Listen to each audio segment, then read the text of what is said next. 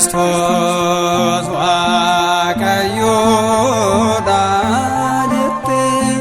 tewaayidoon wangeelaan nu barsiisaa turte nutis dhugaa baanaa waaqayyoodha barumsi tewaayidoos kunoo kanadha Yesus Kristos waaqayyoodha jette tewaayidoon wangeelaan nu barsiisaa turte nutis dhugaa baanaa waaqayyoodha barumsi tewaayidoos kunoo kanadha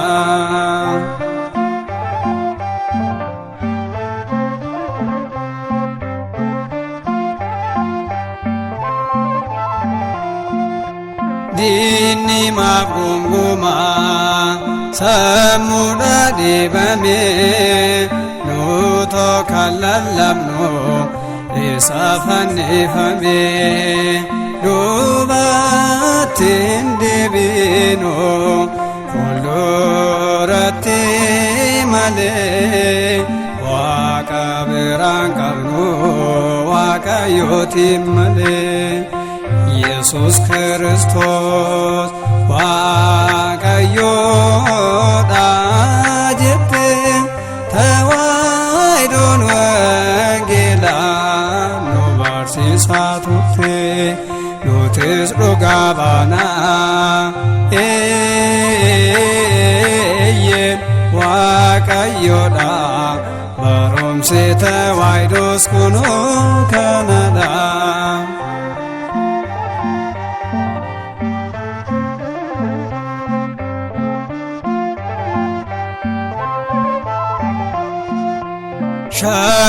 shakkitootaan waan tokko raafamnu tewaayidoon dhugaadha tewaayidoon gadhiifnu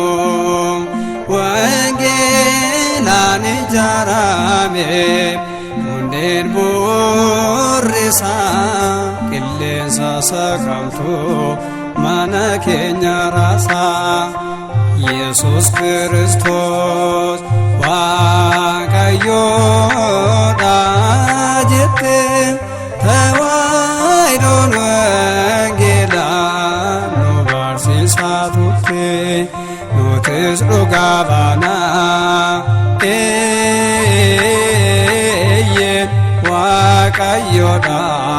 barumsi tewaayidoos kunoo kanadha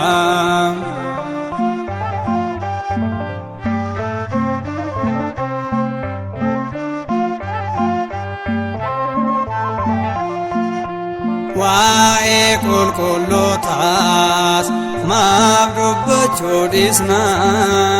jireenya isaaniitiin gooftaatiin lallabna dhugaatoon of galeera dubattiin deebinu dhugaadhaaf hojjenna nam hundumtuu baruu Yesus Kristos waaqayyoodha jette tewaayidoon wangeelaan nu barsiisaa turte nutis dhugaa baanaa waaqayyoodha barumsi tewaayidoos kunoo kanadha